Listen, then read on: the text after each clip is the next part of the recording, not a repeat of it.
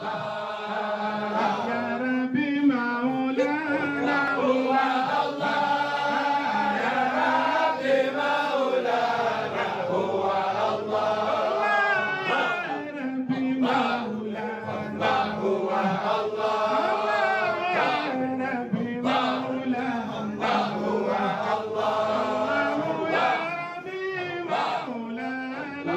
भी ऐसे ही बड़ा क्रेजी नजर आता है इसमें। अगर मैं इसको थोड़ा समराइज करूं, अव्वल तो देखें इसका इस चैप्टर का ताल्लुक पिछले चैप्टर से है, केन और एबल वाला था गालिबा।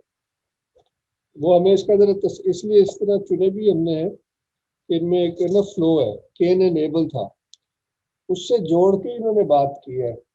ये यानी कि जो फिर वो जो मनादी है नोमैड्स के लिए मेटल्स की, वो उनके हवाले से है। आपने शुरू में बात की थी। We have seen that the arts or crafts that involve a direction of activity towards the mineral kingdom belong properly to the sedentary people, and that such activity was forbidden by the traditional laws of the nomadic people. आपने शुरू में जो बात की थी उसका यहाँ पे असूल बयान हो जाता है, मगर मैं इसको अभी जो आपने बात की उससे अब जोड़ना चाहूँगा कि ये जो मटेरियल्स हैं ये भी विद टाइम कैसे सॉलिडिफाई होते रहे। अब ये इसी में कहीं इन्होंने बात की है कि जो वुड मटेरियल था वो एग्रीकल्चरल फेज से ताल्लुक रखता है, और एग्रीकल्चरल फेज सेडेंटरी फेज का पहला फेज है, और उसी का आगे चल के और जब सॉलिडिफाई होता है तो टाउन्स की शक्ल इख्तियार कर लेता है। यानी कि दोनों जो है वो सेडेंटरी वाला जो साइड है, केन वाली साइड है, तो वहां फिर पक्के हुए मटेरियल या स्टोन की बात आती है, सेकंड फेज है। यानी अब हम बात कर रहे हैं पिछले चैप्टर से देखें तो केन और एबल की बात कर रहे हैं, और ये जो फेजेस हैं would, stone and now the industrial phase जिसमें हम गुजर रहे हैं वो मेटल है। ये सेडेंटरी लोगों का एक वो है step by step, whereas the other half is the nomadic peoples। एक तो ये बात इसका स्ट्रक्चरली मैं क्लियर करना चाह रहा था कि how wood relates to the agricultural phase, stone to town building and metal to the industrial phase। यानी कि कोई इंडस्ट्री का तस्वुर ही नहीं है मेटल्स के बगैर सब देखें तो। यानी कि 19वीं सेंचुरी में भी सारी जो इंडस्ट्रीज बनती थी ये मेटल के इस्तेमाल से बनी है। So it's obviously highly telling. और जिस तरफ ये गुफ्तगू को ले जा रहे हैं उसको मोटा मोटा देखें तो जैसे अभी भी बात हुई थी, और ये अभी दाऊद अलैहिस्सलाम की गालिबन अभी मरियम ने बात की कि मेटल के साथ ये दोनों एस्पेक्ट शुरू से रहे हैं, और इसलिए वो कुरानी आयत भी हमने चूज की थी कि इसके ये डबल एस्पेक्ट है। इस पूरे चैप्टर का सारा जो बहस है वो ये है कि इस दौर में, और जैसे जैसे ये साइकिल आगे बढ़ती है सॉलिडिफिकेशन वाला दौर जो है उसमें इसकी नेगेटिव साइड ज़्यादा आगे आती है, और इसमें फिर दो हिस्से हैं। पहला तो वो है जो हम एक्सपीरियंस कर चुके हैं, वर्ल्ड वॉर्स हुई है, जो वर्ल्ड वॉर्स हुई है उसमें जितनी डिस्ट्रक्शन हुई है वो दुनिया की पूरी तारीख में इतने लोग नहीं मरे जितनी एक वर्ल्ड वॉर में मर गए। और इसमें ये डिस्ट्रक्टिव फोर्सेस जो है सबटेरेनियन पहले, ये तो इसका फिजिकल साइड है। अगर थोड़ा सा मैं फास्ट फॉरवर्ड करूँ इस चैप्टर को तो कहते हैं कि इसका फिर एक सटल या नेगेटिव या साइकिक सतह पर भी इसके साथ नेगेटिविटी इन्वॉल्व है जो कि अगले फेज में आगे आएगी। तो खैर अभी हम उस पर आते हैं। ये इसका बेसिकली मुझे लगता है इस चैप्टर का ना स्ट्रक्चर है। इसको पिछले चैप्टर से आप जोड़ के देखें, केन और एबल यानी कि sedentary people and nomadic people, and then the phases of the sedentary people, wood, town, stone and then metal. Industrial age में मेटल जो है दोनों तरह इस्तेमाल हुआ है, कंस्ट्रक्टिव यूजेस के लिए भी इस्तेमाल हुआ है, हम सबको पता ही है, और डिस्ट्रक्टिव यूजेस के लिए शायद उससे भी ज़्यादा इस्तेमाल है। अभी इसी पेज में नीचे कहीं चल के ये बात करते हैं। In a general way, metal plays an ever-growing part in the industrialized and mechanized civilization of today. And that from a destructive point of view, if it may be so expressed, no less than from a constructive point of view. For the consumption of metal brought about by modern wars is truly prodigious. ये जो अभी बिलाल साहब ने बात की, यहाँ तक तो ठीक क्लियर है जी? जी I'm just going through the chapter ना point by point. एक इतना और कुछ ख्याल तैमूर साहब, वो एक्सक्यूज मी, मेटल की जो एक और डिस्ट्रक्टिव एलिमेंट अगेन के एक सटल एस्पेक्ट है कि चाइनीज मेडिसिन में और कॉस्मोलॉजी में मेटल्स का लिंक लंग्स के साथ है, और इस वक्त जो वबा चल रही है पूरी दुनिया में वो प्राइमरीली लंग्स को ही इफेक्ट करती है और फिर उसके बाद कहीं और जाके इफेक्ट करती है। तो वो भी हम देख रहे हैं कि यानी कि अब उसकी जो डिस्ट्रक्टिव एलिमेंट्स है कितनी सटली वो रिवील और मैनिफेस्ट हो रही हैं। Very true. तो अब हम इंडस्ट्रियल एज पे की बात पे आए थे, जो ये पहला कि यहाँ पे जो मैंने सेकंड पेज पे खत्म होता है, इस वाले से हमने सोचा था कि सूरह अल हदीद की वो आयत देखी जाए। मैं वो खोलता हूँ।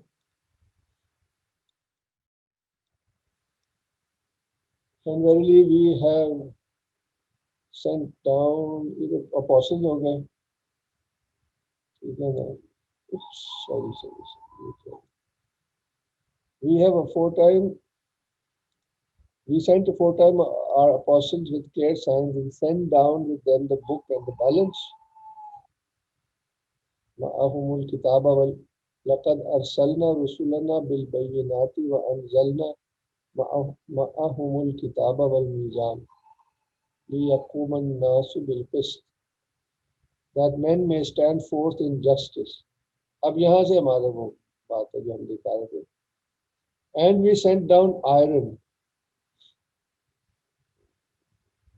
وأنزلنا الحديد فيه بأس شديد, in which is material for mighty war as well as many benefits for mankind. ومنافع للناस. तो ये बहुत ही कमाल इस चैप्टर का जो पूरा पॉइंट ही इस आयत में, यानी कि ये असूल जो है. तैमूर साहब, एक पॉइंट मेरे ज़हन में आया. आप ये देखें कि मेटल वर्सेस स्टोन अगर हम देखें तो जो रिलीजियस सिग्निफिकेंस भी है वो स्टोन्स की है कंपेयर टू मेटल. इवन हमारा काबा जो है, खाना काबा, वो भी एक पत्थर है. इसके अलावा भी लोग यूज करते हैं हेल्थ बेनिफिट्स के लिए भी, और जो उन्होंने उसके साथ एसोसिएशंस होती हैं तो उसके लिए भी वो स्टोन यूज करते हैं ज्वेलरी की फॉर्म में या ब्रेसलेट जिस तरह भी वो पहने. लेकिन मैंने उस तरह से मेटल एसच नहीं देखा, कम अज कम इतने बड़े स्केल पर कि वो इसलिए इस्तेमाल होता हो कि आपको फायदा दे, हेल्थ बेनिफिट्स या स्पिरिचुअल. नहीं, बेनिफिट्स होते हैं. थोड़ा सा इसको अभी थोड़ा सा हम ऑफ ट्रैक हो जाएंगे, मगर इसमें भी आने वाला है कि ये मेटल्स की भी एक ना हायरार्की है. इसकी जो सिंबलिज्म है वो, क्योंकि एज अबव सो बिलो, यानी कि अगर बिलो द अर्थ है तो इंफीरियर एलिमेंट तो है, मगर अपने ही तौर पर ये सुपीरियर एलिमेंट का रिफ्लेक्शन भी है. उस हवाले से फिर सोना relates to the sun, to the spirit. चांदी relates to the moon, to the soul. इस तरह करके जो 7 planets है ना, वो 7 planets में 7 जो अपने metals है, मतलब symbolically 7 metals हैं, वो 7 planets से जोड़े जाते हैं और उनकी फिर उस तरह symbolic significances होती है. अभी जो कुरान शरीफ की आयत है वो स्पेशली आयरन की बात कर रही है. अब वो मैं चेक मुझे करना चाहिए था. प्रॉब्ली हो सकता है कि ये मार्स से रिलेटेड हो, which is the planet of war. वो मैं, यानी कि ये जो सिंबलिज्म है ना ये मेटल्स का, ये वाला पॉजिटिव वाला, ये अल्केमी में यूज होता है, यानी कि as a basis for positive work. यानी कि इसमें हमेशा 2 डबल साइड्स रहेंगी. ये अलग थोड़ी सी बहस है, मगर आपने अच्छा हुआ इसको, ये हमने सूरत की बात करी. 2 aspects of metal, negative iron, and there is also the sacred aspect. वो जो मैंने अभी जिक्र किया सेक्रेड, एस्पेक्ट है कि इनको कहा गया planets of the lower world.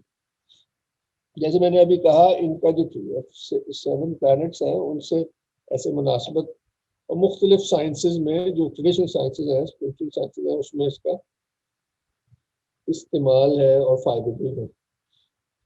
और इसी टाइप की सिंबलिज्म हमें लगता है, आपको पता है, प्रेशियस स्टोन से भी जुड़ी हुई है, तो उसमें यानी कि एक हायरार्की बनती है। तो planets of the lower world के हवाले से देन दे हैव एस्ट्रल कॉरेस्पॉन्डेंसेस, उसमें दोनों आ जाते हैं, बेनिफिक भी और मेलेफिक भी, जो यानी कि पॉजिटिव। वही जैसे मैंने भी कहा, पॉजिटिव में जो रिचुअल, ट्रांसम्यूटेशन, सब्लिमेशन, क्योंकि जैसे मैंने कहा कि the lowest corresponds to the highest, इसमें फिर मिनरल सिंबलिज्म ऑफ एल्केमी आ जाता है, जो मैंने थोड़ा सा भी आपसे बयान किया। जबकि नेगेटिव साइड पे it is then related to the subterranean fire, infernal region, इसमें इन्होंने वल्कन और टोबलकेन की बात की है, जो कि स्मिथ्स हैं। ये मैं अभी देख रहा था, वल्कन के हवाले से जो ग्रीक ट्रेडिशन, ये तो रोमन्स का गॉड था, मगर जो यही comes from the Greek, one of the Greek gods, whose name is Hephaestus। इधर आप देखेंगे कि मैं चलो इसको सिर्फ समराइज करके बयान करूं, तो उसमें वो जो ग्रीक गॉड है ऑफ मेटल वर्किंग वगैरह, he is a son of Jupiter, यानी कि of the king of the gods, मगर he is quite ugly, so his mother throws him down from Mount Olympus and he lands at the bottom of the sea। इसमें exactly इस myth में ये दोनों चीजें नजर आ रही कि वो हाईएस्ट का सिंबल है, मगर जो अर्थ की अपनी जो हायरार्की है क्रिएशन की, उसमें जो लोअर एस्पेक्ट्स हैं उनके साथ नेगेटिविटी कनेक्ट होती है। तो वो उस मिथ में भी ये दोनों एस्पेक्ट्स हमें नजर आते हैं। At the end of the day he becomes an expert at making fine things, तो ये गॉड्स के लिए चेयर और उनके थ्रोन्स यही बनाता है, but he has this double aspect eventually because he is, खैर वो आपको मैं शेयर करूंगा, आप पढ़िएगा, बहुत इंटरेस्टिंग है, उससे ये चीज समझ आती है। But once again his negative and positive ऐसे है कि हिज पॉजिटिव साइड ऐसे होती है कि he is married to Venus, who is the goddess of beauty and art, तो इसमें दोनों चीजें चलती है। But when he is angry, when Venus उसको धोखा देती है कभी, तो ही सो एंग्री कि इतनी जोर से वो अपनी तौड़ी मारता है कि वो जो वॉल्केनो है वो उसमें से आग और धुआं निकलने लगता है। तो ये नाम वॉल्केनो भी ये वल्कन से ही आता है, जो रोमन गॉड है of the underworld of the fire. ये पॉइंट, मगर अब हम आते हैं प्रोफेन पॉइंट ऑफ व्यू, या हम थोड़ी सी इस बुक को भी, इस चैप्टर को देखते हैं, मेरा आपके सामने खुला हुआ है कि ये डबल साइड पे इस पर बात है कि ये जो सारा प्रोफेशन भी है मुख्तलिफ कल्चर्स में, ब्लैक स्मिथ जो है ना, whose craft is often associated with the practice of an inferior and dangerous kind of magic वगैरह। But on the other hand, metallurgy has been specially revered in some traditional forms and has served as the basis of very important initiatic organizations। ये कबीरिक mysteries में देख रहा था, ये Greek spiritual ऐसे group था, Greek mythology से है, who used it in a positive sense।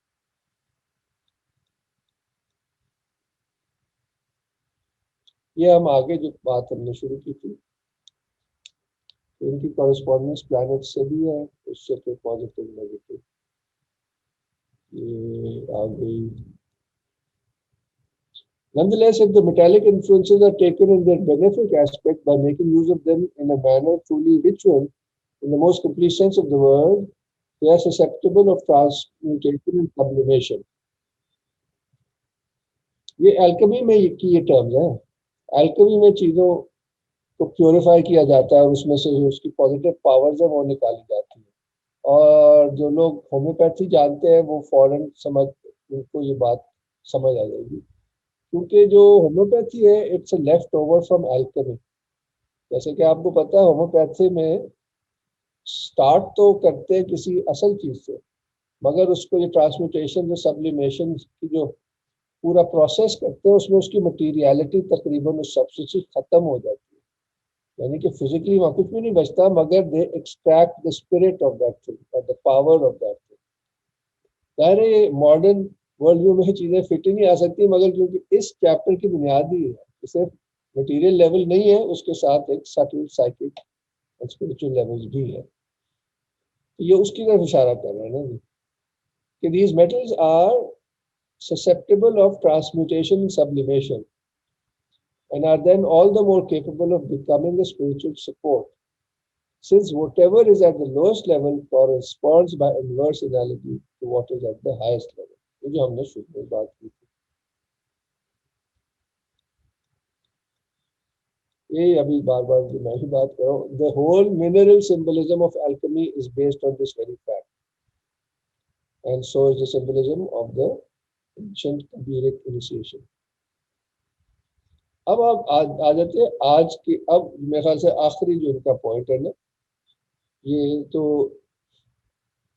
on the other hand when nothing is in question but the profane utilization of metals, ये तो सिर्फ उसकी physical usage की बात हो रही है, in view of the fact that the profane point of view as such necessarily brings with it the cutting off of all communication with superior principle, यानी कि alchemy में superior principle इस्तेमाल होता है, और ये तो वर्ल्ड व्यू में खारिज बहस है, इस पे तो बात ही नहीं हो सकती।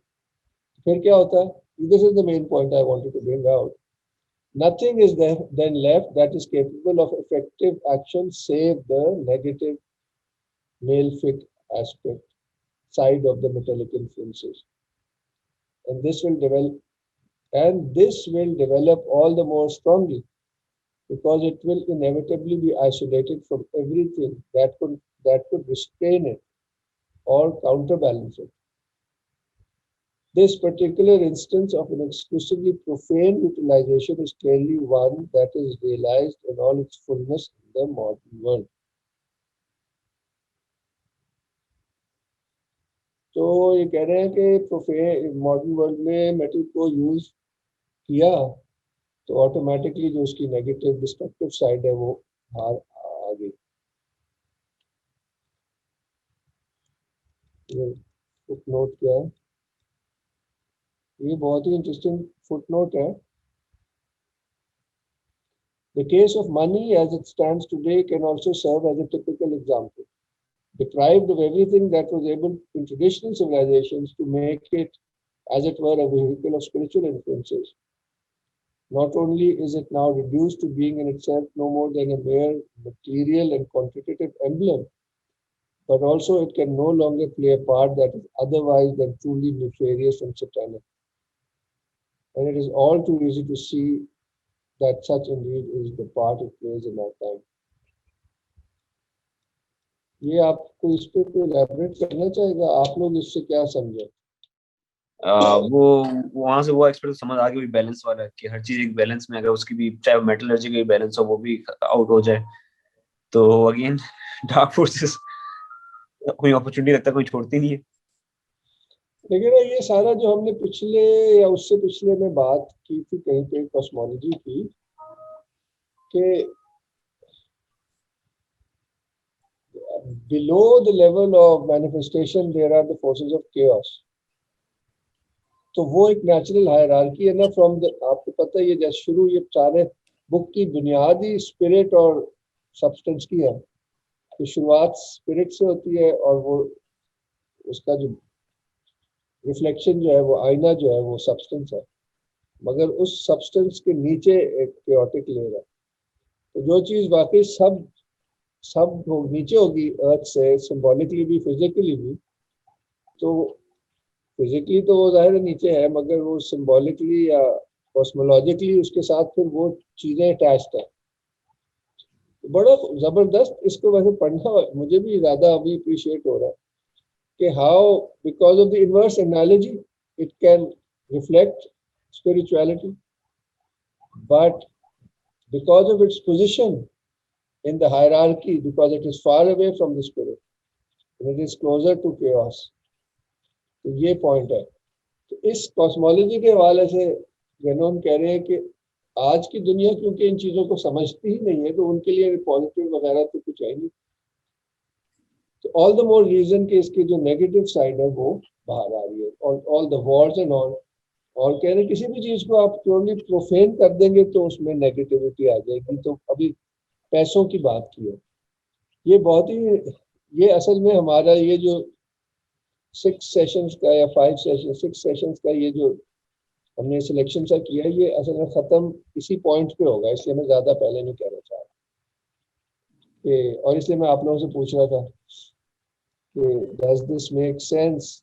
The case of money as it stands today, and it is all too speedy to see that such a need is the part it plays in our times, truly nefarious and satanic. Sir वैसे ये money वाला part अब थोड़ा ज्यादा elaborate कर सकते हैं? मैं भी हैरान हूँ कि इन्होंने यहाँ पे इस तरह क्यों जिक्र किया है, या इट इज टू, क्योंकि now it is the basis of pure transaction, यानी कि कैपिटलिस्ट सोसाइटी की बुनियाद है. कैपिटलिस्ट सोसाइटी की बुनियाद pure on the face of it तो डिजायर और मटेरियलिज्म है ना, मगर जब ये सैटेनिक कह रहे हैं तो इसका मतलब इज आल्सो कि नेगेटिव चीजों की, उसमें भी शायद ये वॉर्स और सारी इनजस्टिस होगी. मगर इसमें जो एक और वाकई डार्क लेयर है वो आखिरी क्लास में खुलेगा, वो अभी सस्पेंस में. What he's saying is not a turn of phrase, it's a reality. जो आप और मैं शायद आजकल तो खैर लोग कंस्पिरेसी थ्योरी में इस पे बात करते ही हैं, it's nothing new, but at that time I don't think people were aware of this. जी सर, इससे मुझे उनका ख्याल है कि मैं एक शेख हैं, थोड़ा इतने ज्यादा वेल नोन नहीं है, तो नाम है शेख इमरान हुसैन. वो होते ट्रिनिडाड में, तो शायद आपको पता हो उनका, वो उनका बड़ा इंटरेस्टिंग एस्पेक्ट है सारा मनी के ऊपर. और वो तो शायद ये कनेक्शन कि वो भी उनका जो पॉइंट चीज वो पॉइंट आउट करते हैं कि पैसे में शुरू जो मनी होता था वो शुरू हुआ गोल्ड से, और गोल्ड सिल्वर जो कि एक तरह से इंट्रिंसिक वैल्यू कैरी करते हैं, और वो उनकी वैल्यू चेंज नहीं हो सकती ओवर टाइम. अब ये नहीं कह सकते कि जो सोना था वो वैल्यूबल नहीं होगा 100 साल बाद, 200 साल बाद, which cannot be said for paper money, or which he calls bogus money. तो मुझे लग रहा है एक शायद इस तरह का कनेक्शन बनने वाला है कि वो भी यही आर्गुमेंट आगे मेक करते हैं कि जितना ज्यादा पैसे के अंदर सब इंट्रिंसिक वैल्यू जो कि नेचर इसको देती है निकालते जाएंगे, वो उतना ही ज्यादा सैटेनिक की फोर्सेस की तरफ जाता चला जाएगा. अभी तो जिस तरह अभी सब बैंकिंग, इलेक्ट्रॉनिक बैंकिंग होती है, वो तो मतलब अब वो कोई फिजिकल फॉर्म भी नहीं रही उस मनी की, एक तरह से नंबर्स ऑन स्क्रीन. तो शायद इससे कनेक्ट हो रहा है मुझे लग रहा है.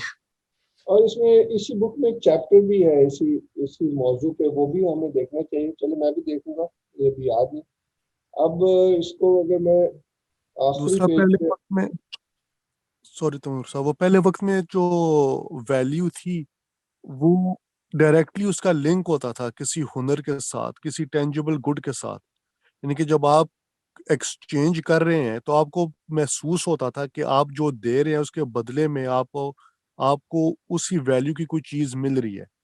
तो इसलिए पहले बार्टरिंग ज्यादा होती थी, क्योंकि उसमें तो आप बिल्कुल डायरेक्ट देख रहे हैं ना कि मैं अगर इतने यानी कि कोई जो फिजिकली कोई गुड्स दे रहा हूँ, उसके बदले जो मुझे गुड्स मिल रही हैं मेरे लिए वो उतनी अहमियत रखती हैं. तो एक फेयर एक्सचेंज ऑफ वैल्यू था. आजकल तो वो एक फेयर एक्सचेंज ऑफ वैल्यू की कोई अहमियत ही नहीं रही. और मनी पहले जब एक टूल था, अब वो मास्टर बन गया. तो जब कोई भी चीज कायनात के अंदर आपकी मास्टर बन जाए सिवाय खुदा की पाक जात के, तो फिर तो वो सैटेनिक उसकी एक मैनिफेस्टेशन है. और बजाय इसके कि वो एक टूल हो जो जिंदगी के अंदर एक ईज आए, सुकून लाए, अब इसमें इतनी उलझने हो गई हैं कि जो लोग इस शोबे के अंदर काम करते हैं उनको खुद समझ नहीं आती. जब आप यानी कि जब मैं किसी से बात करूं जो इन्वेस्टमेंट बैंकिंग या जो एग्जॉटिक फाइनेंस में काम कर रहा हो, तो उनको खुद कहते हैं कि हमें असल में खुद पता नहीं कि ये जो फाइनेंशियल इंस्ट्रूमेंट्स हैं, ये क्या ये कैसे वजूद में आए हैं और ये किस तरह काम करते हैं। यानी कि जो इसके बज़ाहिर एक्सपर्ट्स हैं वो भी बस यानी कि इसकी गुलामी में है, तो ये फिर मेरे ख्याल इसकी एक सैटेनिक एस्पेक्ट भी हो सकती है। सही है। अच्छा, हमें अब क्योंकि आज थोड़ा सा स्लो भी चल रहे हैं, लोग भी लेट आए क्लास में, मैं इसको अब समराइज कर देता हूँ क्योंकि चैप्टर तो आपके खुद पढ़ने का है। तो आखिरी इसमें पॉइंट ये है कि इन्होंने इसको कहा है कि फॉल का मतलब ही ये है कि from the spirit to the substance की जो जर्नी है, as time passes we go further and further away from the spirit. अगला चैप्टर इसी के बारे में इनफैक्ट, तो उसमें वो कहते हैं कि सॉलिडिफिकेशन, मटेरियलिस्टिक वो होना, और यहाँ तक कि रेन ऑफ क्वांटिटी पे हम जब पहुंचते हैं ज़्यादा सॉलिडिफिकेशन के, तो उस वक्त फिर यूज ऑफ मेटल्स शुरू होता है। और उसके बाद जैसे लास्ट क्लास में बात हुई थी कि नेक्स्ट फेज फिर आएगा ऑफ डिसोल्यूशन। तो अगर ये कहना चाह रहे हैं कि गो के जब मटेरियलिज्म का या सॉलिडिफिकेशन का दौर होता है तो सटल फोर्सेस का बिल्कुल इंसान को तो नहीं पता होता, मगर वो हमेशा उसके साथ रहती है और उसकी निशानी डिस्ट्रक्शन वाली साइड है। Subtle influences are latent in the solidification state. This is the satanic side and the destructive side. And when the dissolution starts, this side can assert more openly. और इसकी जो शुरू से ही जो डिस्ट्रक्टिव साइड है वो mechanistic, जो war machine सारा जो है वो तो शुरू से ही है, मगर इससे भी ज्यादा जो नेगेटिव साइड है वो आगे आएगी। इसमें आखिरी जो पेज पे हम पहुंचे 156 इसका, इसमें वो these same influences then need only wait for a favorable opportunity to assert their activity more openly. Of course, always in the same malefic direction, because so far as benefic influences are concerned, the world has, so to speak, been closed to them by the profane attitude of modernity. Moreover, their opportunity may longer be very far distant, for the instability that nowadays continues to increase in every domain shows clearly that the point corresponding to the greatest effective predominance of solidity and materiality has already been passed. कह रहे मकसद ये है कि वो जो truly negative side है वो डिसोल्यूशन के जमाने में ज्यादा सामने आएगी या आ रही है।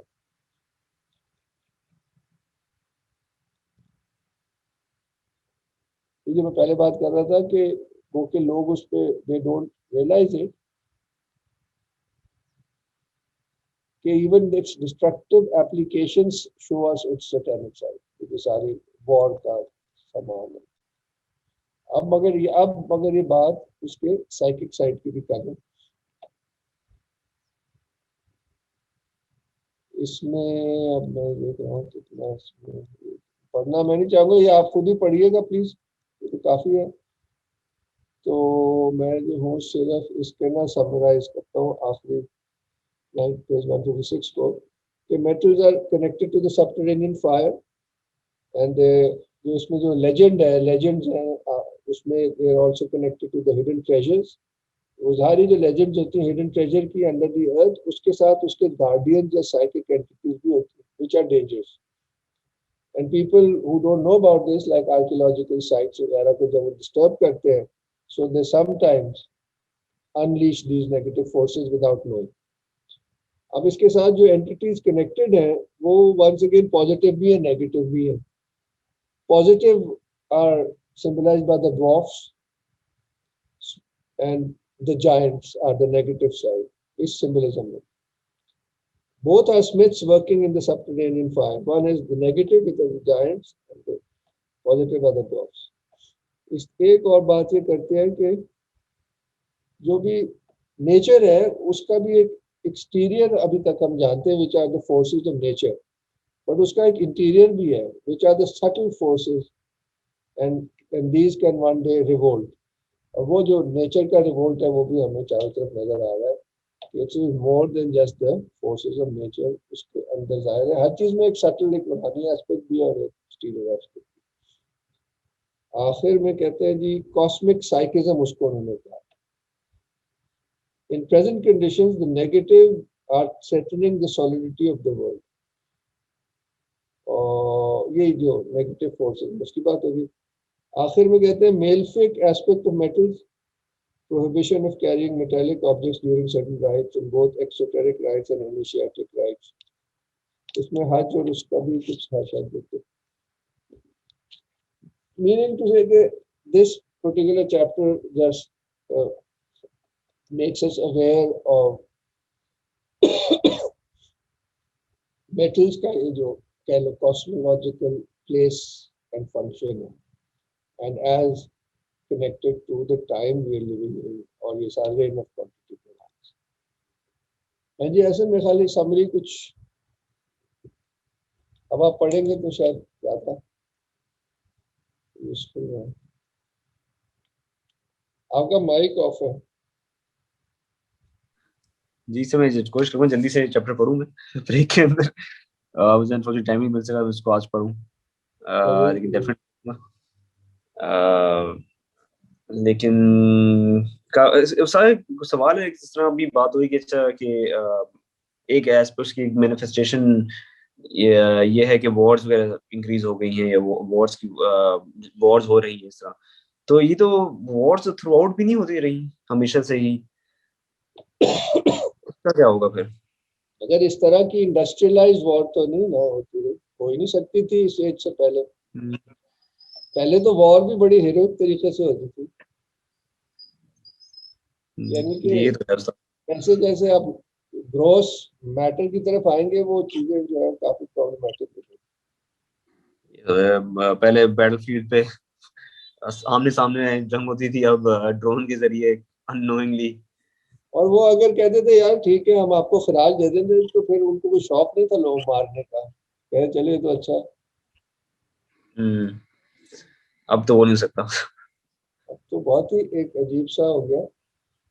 खैर ये चैप्टर पढ़ने वाला काफी इसमें, तो it relates to the times we are living in Delhi.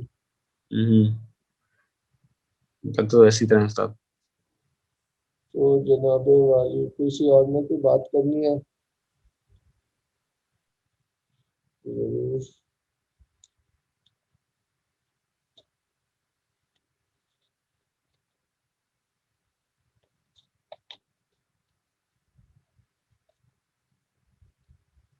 कितनी इंटरेस्टिंग बात है कि हम घरों में भी लोहा होता है। आप जो आपकी छत नजर आ रही है इसमें भी सरिया भरा हुआ है, इन गाड़ियों में आते जाते हैं वो भी लोहे की है।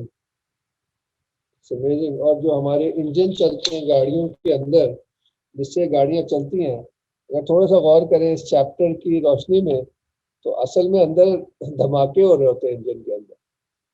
यानी कि we have harness this power, but this power is of a subterranean nature, and it is also fueled by a subterranean fossil fuel है, and then environmental तो वो कर ही रहा है, मगर उसके इतनी मैनिफेस्टेशन भी है, धमाकों की जरूरत है। तो ये कॉस्मोलॉजिकल काफी दिलचस्प मुझे लगता है सूरत हाल है। तो अगर किसी ने कुछ नहीं कहना तो हम यहाँ पे मगरिब होने वाली है, तो हम 15 मिनट की ब्रेक ले लेते हैं। वैसे एक सवाल था मेरे पास, जब हम कंबशन इंजन की बात की, तो जब हम मेटल को बात करें एकदम जो जहन में आता है लोहा पड़ा होता है सामने, कुछ पड़ा होता है, क्या इसका रेफरेंस मतलब उन्होंने एटॉमिक लेवल की बात हुई कि सब मेटल्स पढ़ते हैं, एलिमेंट में जो मेटल्स होते हैं जो कि जरूरी नहीं है एक उस फॉर्म में एग्जिस्ट कर रहे हो सॉलिड फॉर्म के अंदर, लेकिन उनका भी इस तरह मैग्नीशियम काफी चीजों में इस्तेमाल हो जाता है, आपकी लिथियम आपकी बैटरीज वगैरह में इसे इस्तेमाल होता है इस तरह के, तो ये उसको भी रेफर कर रहा होगा फिर। लेकिन इसको अगर हम अपनी वो जो अलूना फिल्म के नजर से देखें तो there is something unnatural about it, digging into the earth and digging these things out without any and they were conscious के इसके साथ नेगेटिव चीजें भी अटैच्ड है, तो ये वो प्रोवोक और उन्होंने कहा ना, आप एक जगह इसको बंद करते हैं तो दूसरी तरफ हरिकेन आ जाएगा. So we don't know all the reactions that it also causes and all the disruption of the balance that it causes. तो पहले ये जो डिग वगैरह भी करते थे बड़ा रिचुअलाइज्ड होते थे ना हर चीज. एक कमेंट वैसे तमुर साहब मेरे जहन में आ रहा था कि डॉक्टर सईद हुसैन नसर का एक लेक्चर है, नेचर एबहोर्स मेटल. तो वो मेरे जहन में आया कि वो कुदरती तौर पे भी जो मेटल है वो हिडन होता है, उसको माइनिंग करके उसको अलहदा करके निकाला जाता है.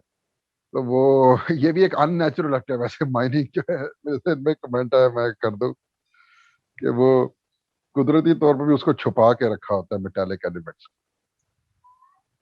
और जब देखिए ये जो उसका जो रैशनल है वो इस चैप्टर में इन्होंने समझाया ना कि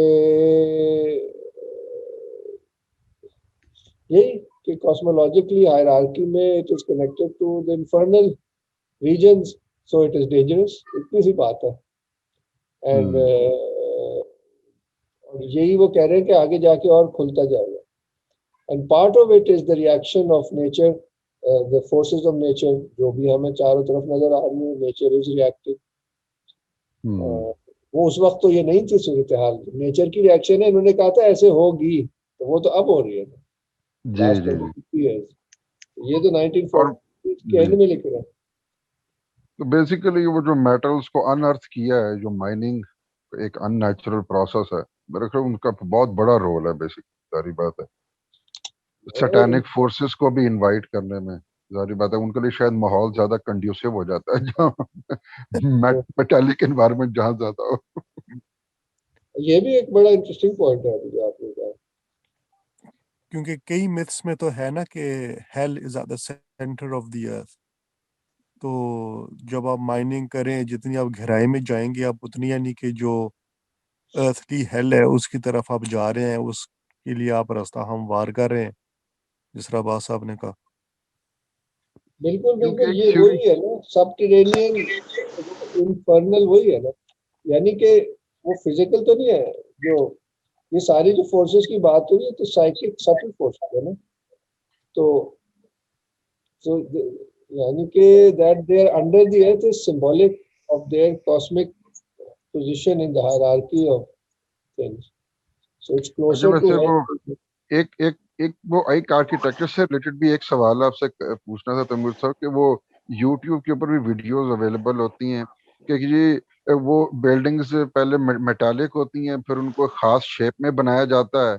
जो बिल्डिंग्स की खास शेप है वो सैटेनिक फोर्सेस को अट्रैक्ट करने के लिए कंड्यूसिव होती है. फिर उन बिल्डिंग्स के अंदर अगर बड़ी गलत किस्म की एक्टिविटीज हो रही हो तो मतलब एक तो मेटालिक, फिर खास शेप, और फिर गलत तरह की एक्टिविटीज, ये सारी मिल के जो नेगेटिव फोर्सेस हैं उनको इन्फ्लुएंस करती हैं, उनको अट्रैक्ट करती हैं बेसिकली. तो ये बड़ी इसमें जी. तो ये आर्किटेक्चर के पॉइंट ऑफ व्यू से मैं पूछना चाह रहा था कि इसमें मतलब ये सही है, मतलब कि इस तरह है कि खास तरह की जो शेप्स होती हैं बिल्डिंग्स की वो नेगेटिव फोर्सेस को इन्फ्लुएंस या अट्रैक्ट ज्यादा कर सकती हैं. इसके बारे में अगर आप कुछ शेयर आप करना शेयर, चाहें. हम वो वीडियो शेयर करेंगे तो समझ आएगी. जाहिर है अगर पॉजिटिव चीज हो सकती है, नेगेटिव भी हो सकती है. यहाँ पे तो ज्यादा है कि मटेरियल और आपकी बात सही भी है. अब आर्किटेक्चर जो है जो अपने रैशनल या मॉडर्निज्म के दौर से प्योर फंक्शनैलिटी और उसके बाद आगे जो गया तो वो इन सेंस अपनी हैयत में भी ना डिसोल्यूशन का एक नक्शा पेश करता है. chaotic होता जा रहा है. तो जाहिर है then it corresponds to the powers of chaos. This is जो आपने बात की उसके फॉर्म के हवाले से. तैमूर साहब, उसमें ये जो अब्बास साहब ने बात की है ना, बड़ा अच्छा पॉइंट रेज किया है. क्वेश्चन जो इनका था उसमें ये जो बुर्ज ऑफ दुबई है उसका जो स्ट्रक्चर है और भी कुछ बिल्डिंग्स हैं वो उन्होंने कहा उनको सैटानिक फोर्सेस के साथ किया है लिंक.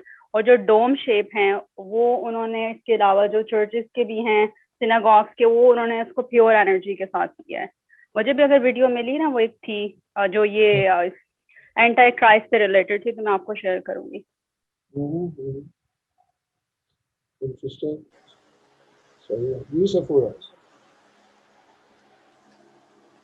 जी, अस्सलाम वालेकुम. इसकी मेटल और इसकी सैटेनिक फोर्सेस से मुझे याद आया एक ग्लेनकोर का, अगर किसी ने नाम सुना हो, ग्लेनकोर कंपनी है, मल्टी मिलियनर कंपनी है जो कि अफ्रीकन कंट्री से कॉपर माइन आउट करके तो उसको मतलब ट्रेड करती है वर्ल्ड वाइड। और कॉपर के जो सबसे ज़्यादा जो रिजर्व्स पाए जाते हैं वो जाम्बिया में पाए जाते हैं, तो जहाँ पे उसकी सबसे बड़ी माइनिंग फैक्ट्री है। तो अगर आप उसकी एक बड़ी इंटरेस्टिंग डॉक्यूमेंट्री है जिसमें उन्होंने उसकी रियलिटी दिखाई हुई है कि किस तरह वो उसको कॉपर को एक्सट्रैक्ट करके, तो जो यूरोपियन ओनर्स हैं उस कंपनी ग्लेनकोर के, तो वो उसको एक्सट्रैक्ट करके तो उसको ट्रेड करते हैं वर्ल्ड वाइड, और किस तरह वो लोकल्स को उनकी अपनी रिसोर्स मतलब फायदे के बजाय नुकसान देती है, मतलब उनका शेयर बिल्कुल कोई फ्रैक्शन में होता है। और सारा जो प्रॉफिट है वो यही जो फ्री मार्केट ट्रेड की वजह से, कैपिटलिज्म की वजह से मतलब ग्लेनकोर के ओनर्स को ही जाता है। और उसके साथ साथ जो लोकल जो उस एरिया में रह रहे हैं, ये एनवायरनमेंट का जिक्र हुआ अभी, तो वो एक मतलब उसके जो टॉक्सिक फ्यूम्स हैं वो इतनी खतरनाक हैं कि मतलब it's a huge public health issue. वहाँ पे उनकी जो काफ़ी यानी उस कॉपर और उसकी फ्यूम्स, उसकी जो माइनिंग के थ्रू जो ये केमिकल्स मतलब एनवायरनमेंट में जाते हैं, वो इस हद तक टॉक्सिक हैं कि आपको वो मतलब अगर आप देखें वहाँ पे उसकी जो इंफॉर्मेशन भी गवर्नमेंट अपने फ़ायदे, अपने प्रॉफिट के लिए वो पूरी तरह शेयर नहीं करती है, लेकिन जो वो वहाँ के लोकल ऑफिशियल्स हैं, health officials, public health official, वो बताते हैं कि यहाँ पे किस हद तक उसके असरात लोगों में, बच्चों में नज़र आते हैं। तो ये ऐसे जैसे एक पूरी स्टोरी आपको इसकी मेटलर्जी की और उसकी कैपिटलिज्म, फ्री मार्केट और उसकी जो सैटेनिक फोर्सेस मेटाफोरिकली जो आप इसको कह रहे हैं, वो पूरी स्टोरी आप उसको एक डॉक्यूमेंट्री में आप उसको देख सकते हैं। बड़ी इंटरेस्टिंग, मैं शेयर करूँगी इंशाल्लाह। लेकिन it's a very sad aspect of today's economic system as well. सही बात है। लेकिन अगर हम नाटसीज को भी देखें तो वो बहुत ज्यादा अकल्ट और इsoteric फोर्सेस की जो सिंबलिज्म है और उसकी जो टीचिंग्स है उस पर चलते थे। यानी कि अच्छा। अगर आप जो थियोसॉफिक टीचिंग्स है, वो एक तो ये था कि वो उसको बहुत बुरी तरह उन्होंने मिस इंटरप्रेट किया। अब थियोसॉफी में भी ये पूरा इनके इसके ऊपर एक काफी वसी बाप है, मेटल्स और उनका हर जो दौर के साथ ताल्लुक है और उनकी भी जिस तरह पॉजिटिव और नेगेटिव मैनिफेस्टेशंस हैं। लेकिन वो अब यानी कि स्वस्तिका को देख लें, वो एक कॉस्मिक रिप्रेजेंटेशन है नंबर 2 की, लेकिन वो उसको समझ नहीं सके तो वो उसको इनवर्स इस्तेमाल करते थे। और बेहतरीन जो साइंसदान थे जो बाद में फिर यानी कि मैनहट्टन प्रोजेक्ट की वजह से अमेरिका में गए, जो पेपर क्लिप प्रोजेक्ट था वो सारे जर्मनी से गए थे, जिन्होंने फिर वहाँ का न्यूक्लियर प्रोग्राम एस्टेब्लिश किया। तो वो पहले सारे वहीं पे थे जो वो मेटल्स की यानी कि डिस्ट्रक्टिव कैपेसिटी को हार्नेस कर रहे थे, क्योंकि वो हर चीज को रिवर्स में ले रहे थे, यानी कि स्टार्टिंग विद द स्वस्तिका, क्योंकि जो उनकी रीडिंग थी अकल्ट वर्क्स की और मिस्टिसिज्म की, वो बिल्कुल इनवर्स थी, क्योंकि वो उसको सही तरह समझ नहीं सके।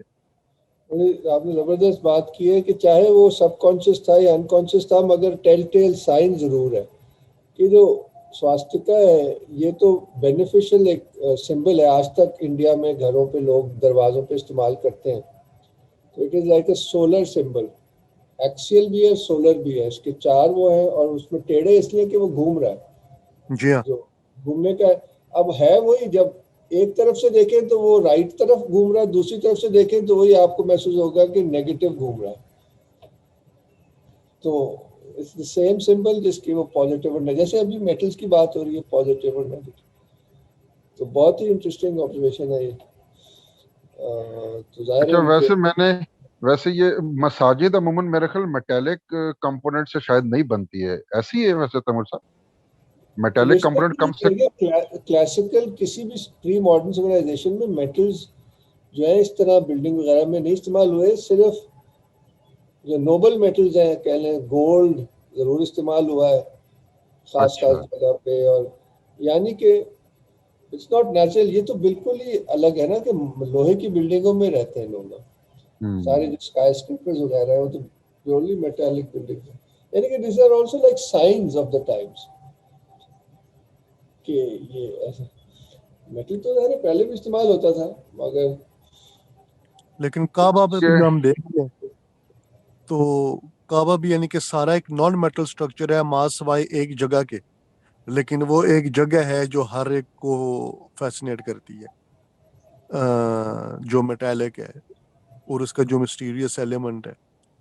अम, अच्छा, अब वैसे वो काबा की लोकेशन से एक पॉइंट वैसे थोड़ा सा आउट ऑफ कॉन्टेक्स्ट शायद हो जाएगा कि वो जो क्वालिटेटिव एस्पेक्ट है स्पेस का, उसके कॉन्टेक्स्ट में कि कुछ ऐसी जगहें गालिबन दुनिया में हैं अर्थ में जहाँ जो स्पिरिचुअल इन्फ्लुएंसेस हैं या जो स्पिरिचुअल एंटिटीज हैं उनके साथ कांटेक्ट एस्टेब्लिश करना कदरे आसान हो जाता है as compare to other places, if I am correct. तो क्योंकि सर क्वालिटेटिव एस्पेक्ट में यही होगा ना कि दुनिया के तमाम जो इलाके हैं वो एक जैसे नहीं होंगे क्वालिटेटिवली स्पीकिंग। अगर क्वांटिटेटिवली स्पीकिंग एक जैसे भी हों, क्वालिटेटिवली स्पीकिंग शायद एक जैसे नहीं होंगे। और क्वालिटेटिव डिफरेंस का शायद यही मतलब होगा कि जो स्पिरिचुअल इन्फ्लुएंसेस को जो अट्रैक्ट किया जा सकता है कुछ जगहों के ऊपर वो ज्यादा होगा as compare to some other places. मेरे ख्याल काबा के बारे में शायद ये कहा जाता है कि ये एक तो इस पॉइंट ऑफ व्यू से बड़ी स्पेशल जगह है कि यहाँ परहैप्स स्पिरिचुअल इन्फ्लुएंसेस की कंसंट्रेशन गालिबन होती है, ऑफ कोर्स प्रोवाइडेड अगर आप कंड्यूसिव एनवायरनमेंट अपने एंड पे प्रोवाइड करें। तो मैंने सोचा कि ये भी एक पॉइंट मेरे जहन में आ रहा था इसी से रिलेटेड। इस किताब से तो बहुत रिलेटेड है, और जो अगला चैप्टर है उससे तो बिल्कुल ही रिलेटेड है। ये भी जो अब्बास साहब बात कर रहे थे तो मुझे वो याद आया कि वो जो कॉन्सेप्ट है ले लाइंस का, जो जियो एनर्जेटिक मैपिंग है, तो उसमें वो जो एक ग्लोबल कंजंक्शन है ले लाइंस की, वो मक्का अल मुकर्रमा में ही है जहाँ पे काबा है। तो जितनी भी सेक्रेड साइट्स हैं वो तकरीबन सब की सब ले लाइंस पे आती हैं। तो फिर वहीं से ये जियोपैथोलॉजी की कॉन्सेप्ट भी आई है कि जो वाटर टेबल है उसको डैमेज जो कर रहे हैं, जो डीप माइनिंग के साथ हम स्ट्रक्चर्स को अनस्टेबल कर रहे हैं, कि ये भी एक जियोपैथोलॉजी पैदा करती है, जो फिर हम पे ही उसका मलबा दोबारा हम पे ही गिरना होता है।